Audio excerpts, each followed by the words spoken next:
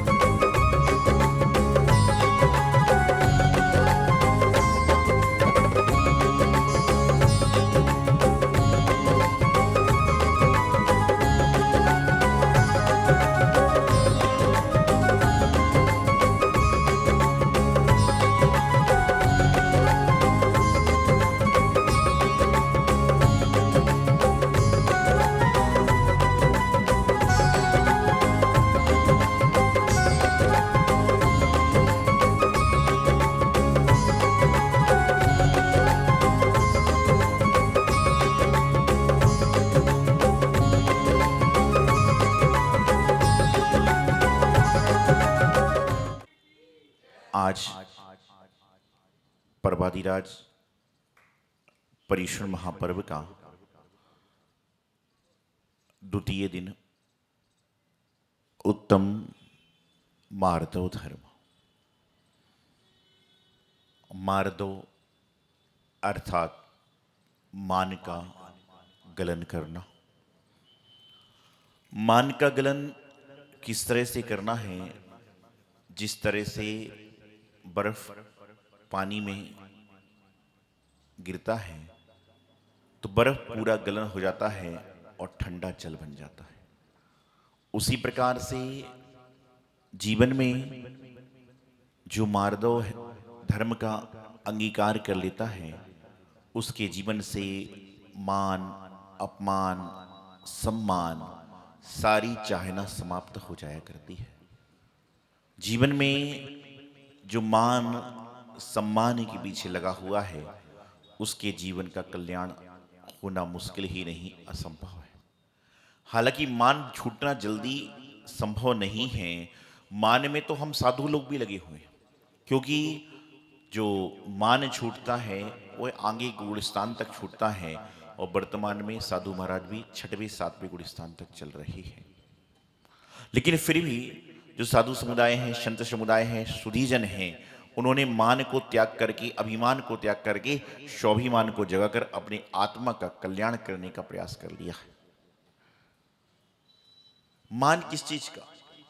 जिस शरीर का मान कर रहे हो, यह शरीर जब मिट्टी में मिल जाएगा, जब अंतिम समय आएगा तो मात्र 2.5 किलो राख रह जाएगा और कुछ भी नहीं। इस शरीर को बचपन से लेकर जवानी तक, जवानी पे से लेकर बुढ़ापे तक नाना प्रकार के पदार्थों से, इत्र फुलेल से इसको श्रृंगारित किया। इनको नाना प्रकार की वस्तुओं से आपने खिलाया पिलाया, सब कुछ किया। सब कुछ करने के बाद भी आपके यहाँ पर सब चीज चलती रही, सब कुछ व्यवस्था रही, लेकिन उसके बाद में भी शरीर ने क्या किया? अंत समय में पानी भी पीना पड़ रहा है तो दूसरे अपने हाथ से पानी पिला रहा।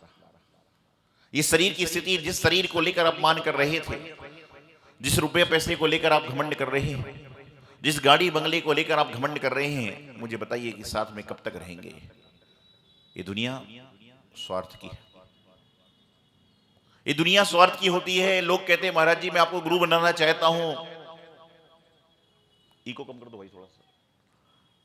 दुनिया कहती है कि मेरे पास लोग आते कहते हैं महाराज जी मैं आपको गुरु बनाना चाहता हूं। मैं उनसे कहता हूं कि गुरु बनना बहुत आसान नहीं है। गुरु बनना बहुत आसान नहीं है। गुरु की स्थिति तो है टीन के सेट की जैसी होती है।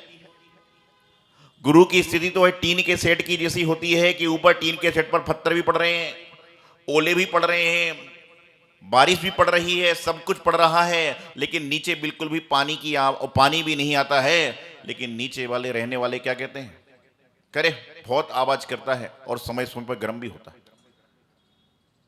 गुरु बनना, बड़ा बनना आसान नहीं होता है। बड़े बनने के बाद आप देखिए जो टीन के सेट की स्थिति होती है कैसी होती है कि ओले भी पड़ रहे हैं, बर्फ भी पड़ रही है, बरसात भी हो रही है, सब कुछ सहन करना पड़ रहा है। और जो नीचे रहने वाले हैं शिष्य लोग क्या कहते हैं, अरे बहुत आवाज करता है, कभी कभी बात बात पर गर्म होता है। अरे भाई ये सोचो कि यदि उनकी छत्र छाया जीवन से निकल जाए तो तुम्हारे जीवन में बचेगा क्या। आज हम अपनी बात सुनाने के लिए तत्पर हैं, हम अपनी कार्य कराने के लिए तत्पर हैं। विचार करना, भगवान महावीर स्वामी के पास जाकर हजारों लोग अपनी बात सुना के आ जाते हैं। भगवान महावीर स्वामी किसे गए, गुरु के सामने, परिवार के मुखिया के सामने हम अपनी सारी बातें, भाई ये मुझे ये नहीं, मुझे ये नहीं, मुझे ये नहीं। अरे कभी उनसे पूछो तो आपको क्या मिला।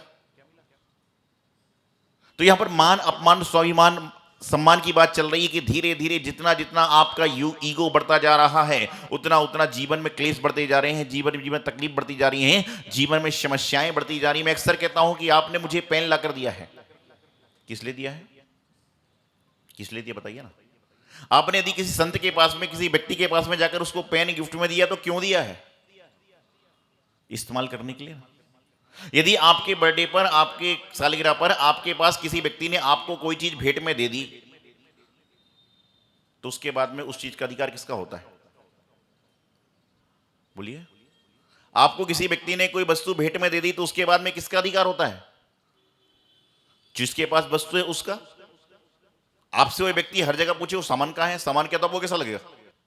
इसी प्रकार से आपने कोई संत को यदि कोई सामान दे दिया है, कोई पेन दे दी, कोई पेंसिल दे दी है, तो आप उसके बाद में अगले दिन पूछ रहे महाराज जी मैंने पेन दिया था कहां है।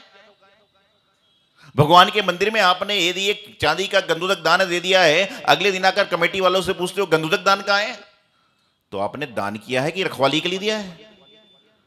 आपने पेन पेंसिल दी है कि रखवाली करने के लिए दी, मेरा पेन कहां है, मेरा कटोरा दान कहां है। भैया क्या है, यही तो मान है, यही तो अभिमान है। आपने अपना पुण्य कमा लिया देकर, देकर भूल जाओ, देकर भूल जाइए। तो मैं आपको बता रहा हूं ईगो इतना बढ़ चुका है इंसान का कि वो एक भोजन छोड़ सकता है, पानी छोड़ सकता है, वार्तालाप करना छोड़ सकता है, घर से बाहर निकलना छोड़ सकता है, लेकिन अपने ईगो को नहीं छोड़ सकता है। अहंकार, और अहंकार से सारी दुनिया का सत्यानाश हो रखा है। अहंकार ने सर्वनाश कर रखा है। मान करने वाले के जीवन में कुछ भी नहीं बचता। आपने सुना होगा, मान कारण ते मर गए रहे ना तिनका वंश, मान कारण ते मर गए रहे ना तिनका वंश, तीनों को तुम देख लो रावण कौरव कंस। इन्होंने मान किया, और मान कारण करने से क्या हुआ, जब इन्होंने मान किया तो मान के मर्दन के कारण क्या हुआ, इनके वंश में कोई आज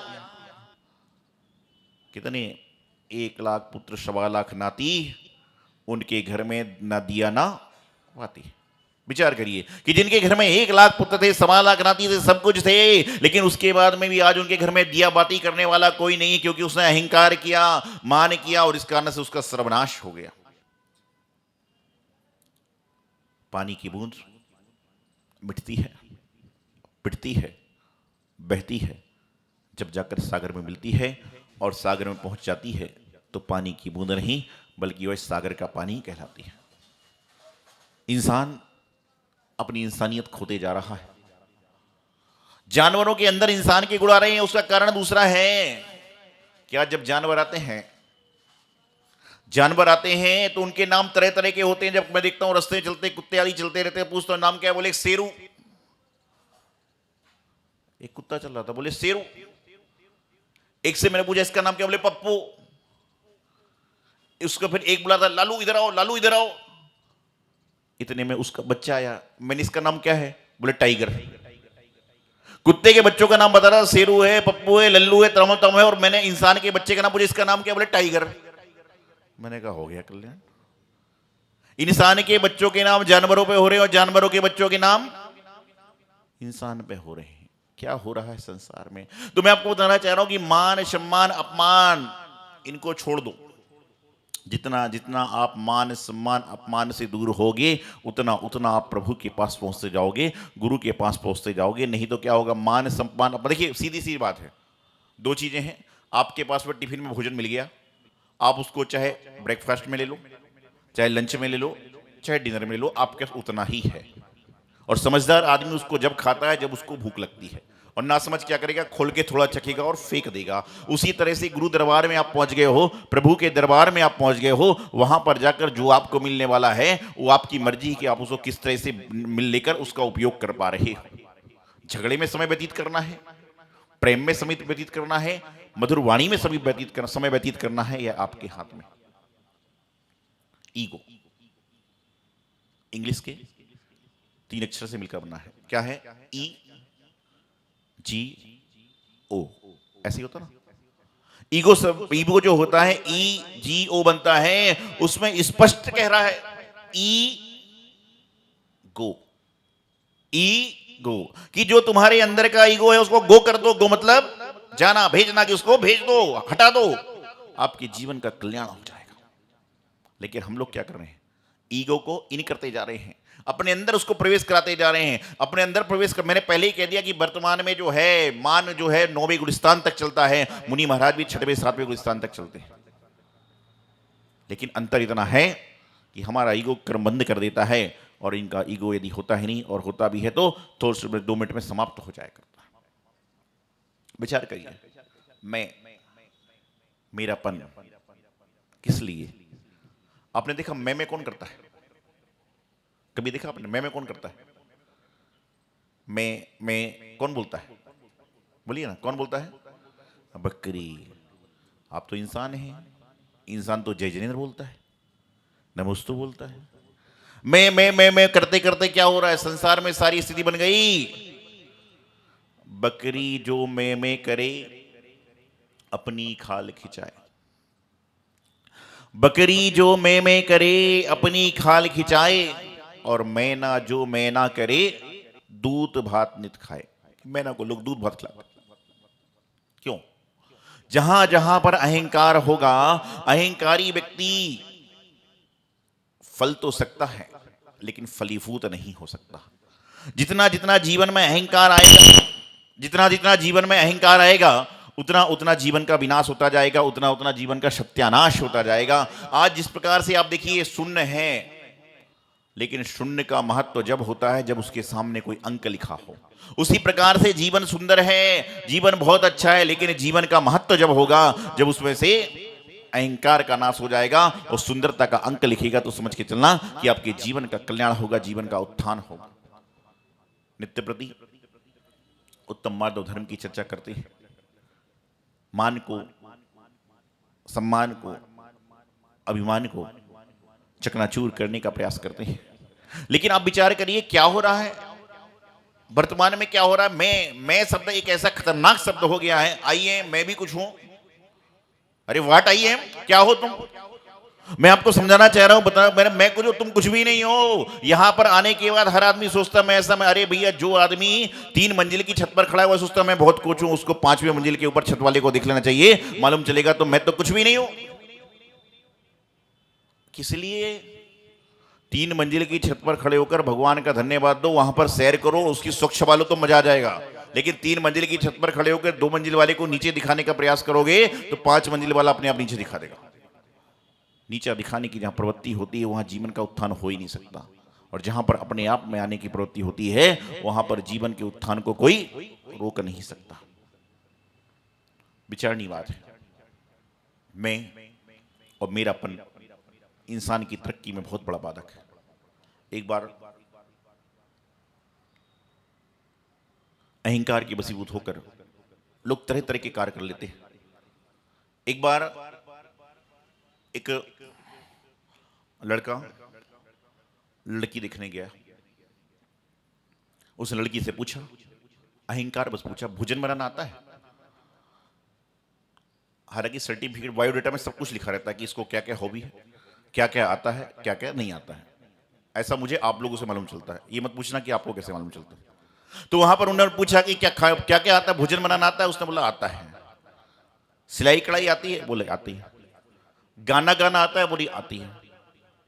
सब कुछ पूछ लिया, 20-25 बात पूछ ली, तो भी उसकी अहंकार की पुष्टि नहीं हुई। बोले घर जाकर सोचकर जवाब दूंगा कि मुझे शादी करना है कि नहीं करना है। लड़की ने बोला 1 मिनट रुकिए।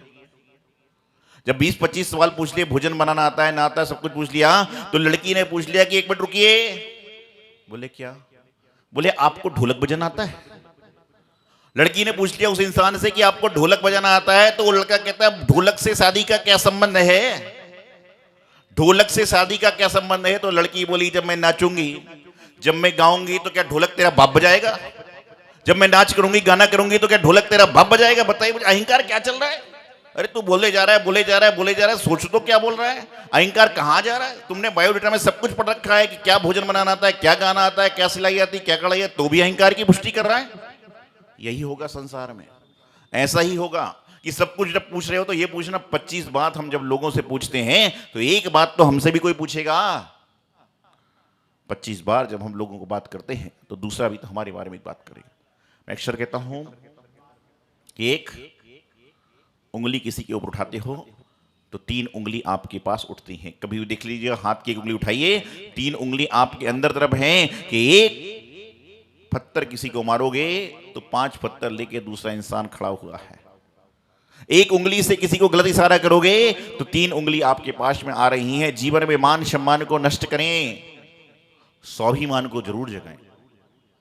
अभिमान बिल्कुल मत करें, लेकिन स्वाभिमान को मत खोइए। ठीक है, आपकी व्यवस्था है, अपनी व्यवस्था, उस हिसाब से चलें। अहंकार किस लिए?